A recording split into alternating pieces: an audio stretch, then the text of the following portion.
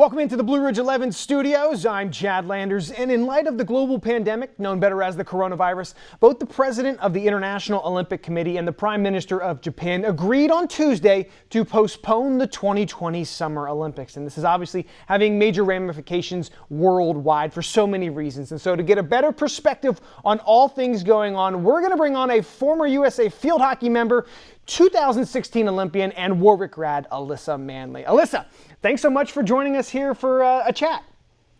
Yeah, of course. Thanks for having me. No problem. And obviously you had some experience at the Olympics, so I thought we needed to get you in here and get your thoughts on the Olympics getting postponed. And this almost never happens. We're in uncharted territory here.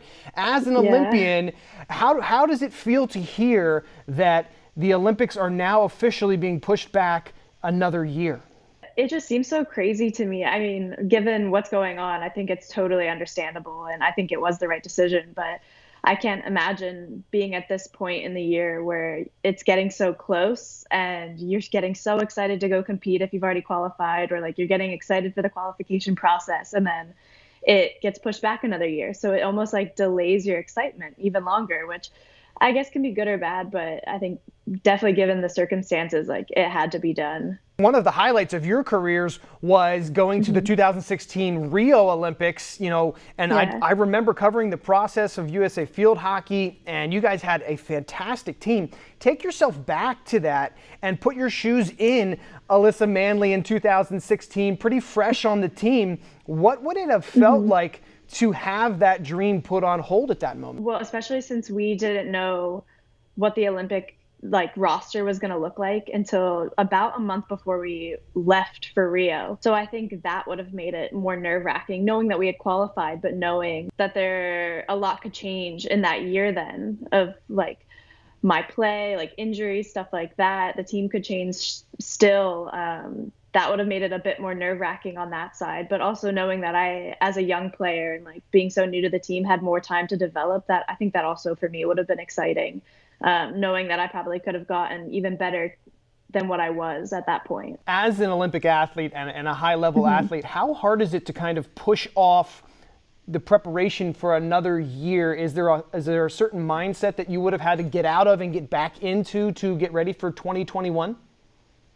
Yeah, I think so, because when you're going through that process of the 4-year cycle of training for the Olympics, it's so long, and normally you have tournaments in between, but knowing that this summer there wouldn't be a tournament going on because it was supposed to be the Olympics, but now it's being pushed off due to the coronavirus, it would just make the process even longer, and you're just going back into training and going through that grind of working hard, trying to get better, getting stronger faster, and really honing in on your craft to be able to compete in now another year. The reasons most of the wheels got put into motion is because Team Canada stepped to the forefront and said, we're not sending our athletes. And I think some other countries were starting to lean in that direction. USA, swimming, and I believe track and field were really trying to pressure the IOC to push it back. Yeah.